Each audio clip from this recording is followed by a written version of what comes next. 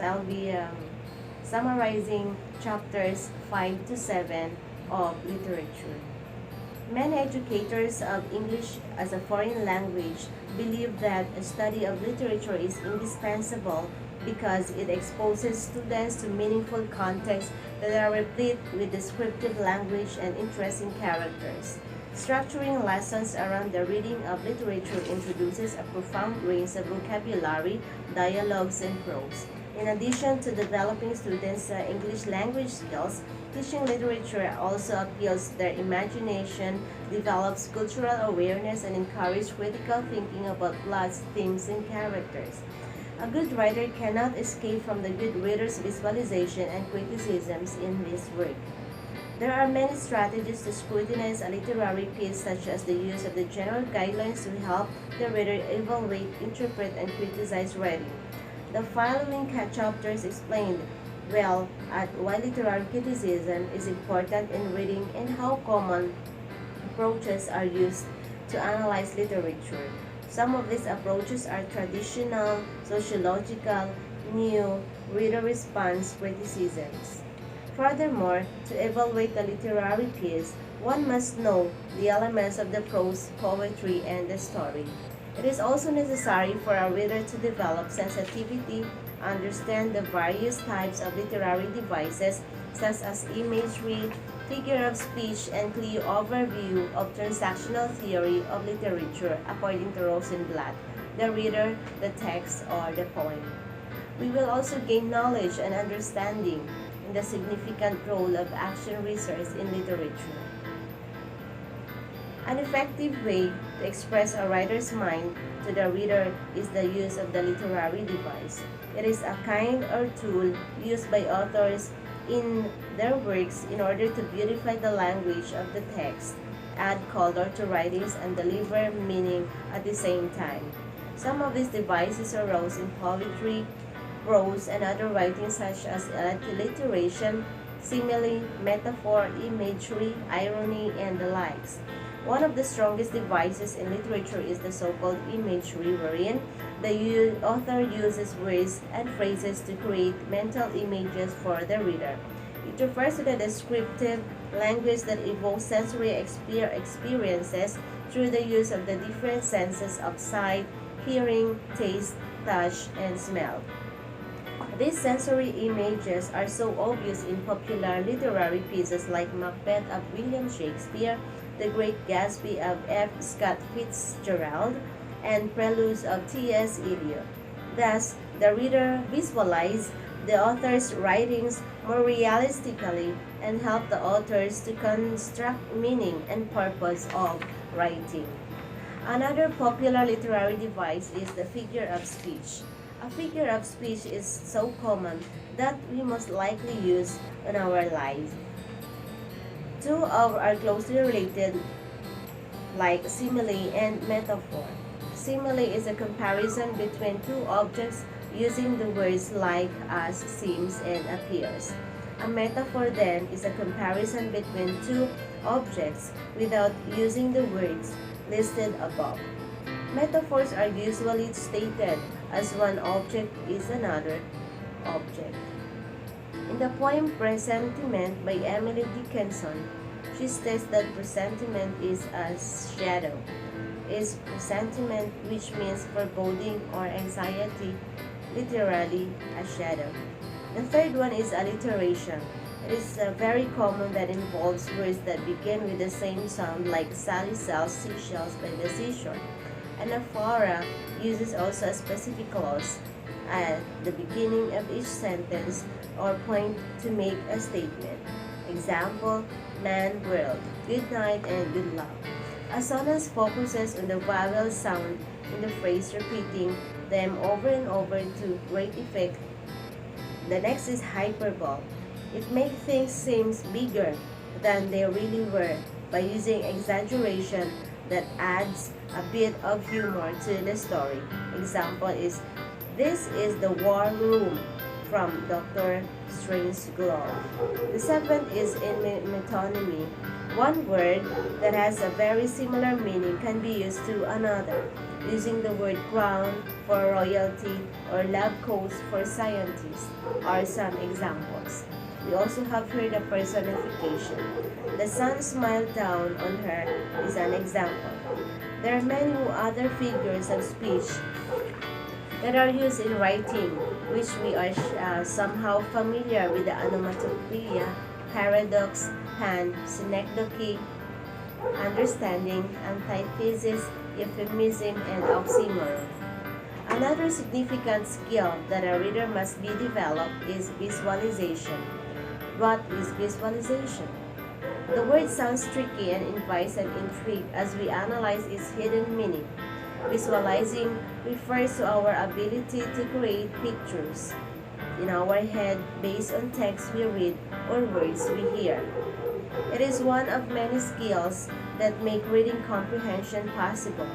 Through visual imagery, visualization has been an effective way to communicate both abstract and concrete ideas since the dawn of humanity.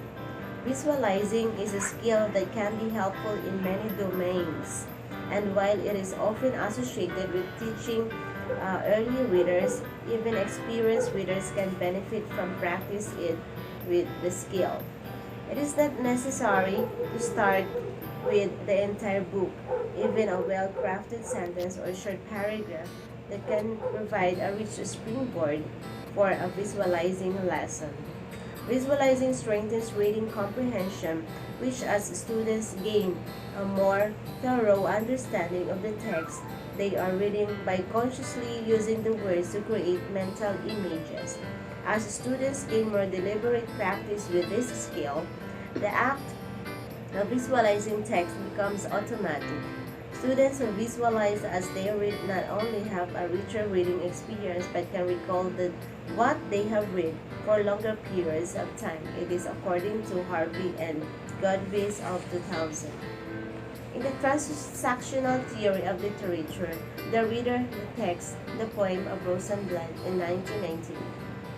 Have you heard about transaction theory of literature? What is this all about? So according to Rosenblatt, an advocate of the appealing reader response theory, or the so-called transaction theory of literature. This emphasizes on the reader's reaction while reading the literary text. We call this interaction as the two-way transactional relationship with the text, meaning a reader's response to the text must be grounded in the text itself. One of the potential objections to the reader response theory of literary criticism is that it suggests that anyone reading of a work is just as valid as any other reading, since the whole point is for a particular person to react to the work. But Rosenblatt explains that some readings are more informed than others, and the people can be better through practice and experience. Rosenblatt's transaction theory is somewhat, I think, complex and provocative because of many perspectives surrounding the portrayal or the description of the reader, the text, the poem, and the stance on efferent and aesthetic views. As I read deeper, I became aware of her intention and purpose of benefit the reader. Obviously, she was able to shift my purpose and attitude towards reading and start to criticize and analyze significant meaning of the text, whether to accept the good points or ignore weak ideas in it. Literary criticism, as I understood, it serves as the screen to segregate the good points from bad points output, or to identify very important idea from the less unimportant events in the literary text. Our life nowadays is full of surprises as we put a lot of things to our mind from various sources like social media, such as Facebook, blogs, daily newspapers, television, magazines, and books. We accept different information that we gathered according to our purpose, whether we only want to be informed, entertained, inspired, and educated.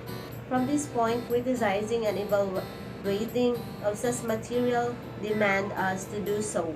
Otherwise, we are just wasting our time in doing so. This kind of criticism happened already even before the ancient eras, in the times of the great philosophers Socrates, Plato, and Aristotle. In the development of time, parameters, guidelines, and theories on literary criticism were introduced to the readers in order to help them analyze, interpret, synthesize, and evaluate literature. There are different approaches of literary criticism. We have the traditional criticism, which refers to the background check about the writer's life. They ask questions like when and where was the author born, was he married, and so on. The next one is the sociological criticism. It covers the author's way of life in a society, his childhood memories, and how the community developed his personality. There has a big difference between the traumatic person living in the Civil War and another who is living in a peaceful and happy society. That is one of the examples. Sociological critics focus on how society and historical events shape a writer's work. They examine what sort of politics the author may draw from Marxism, feminism, liberalism, and socialism, and many more.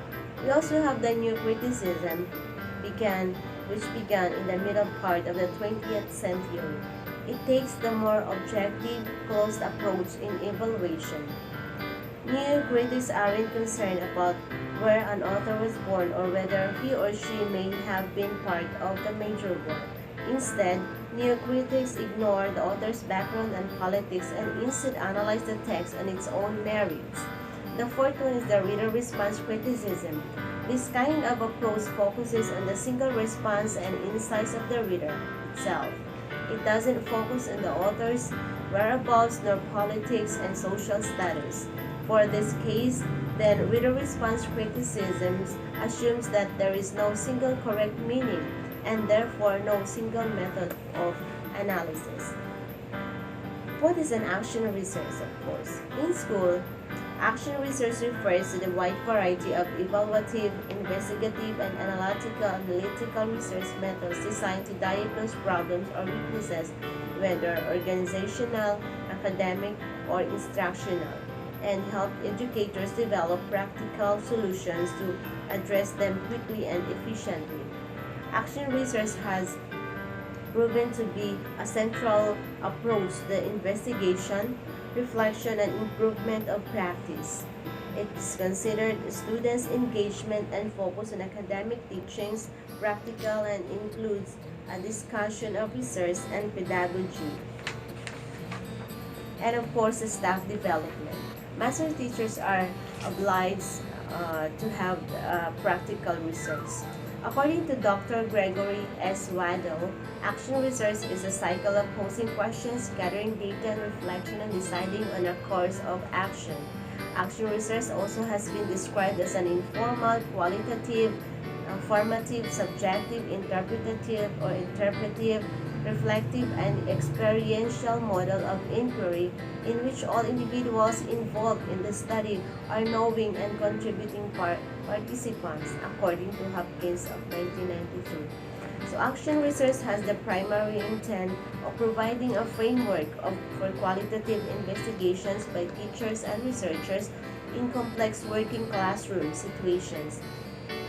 Action research is a process designed to empower all participants in the educational process like students, instructors, and other parties, which means to improve the practices conducted within the educational experience. By Hopkins, 1992. That's all, and thank you. Good day.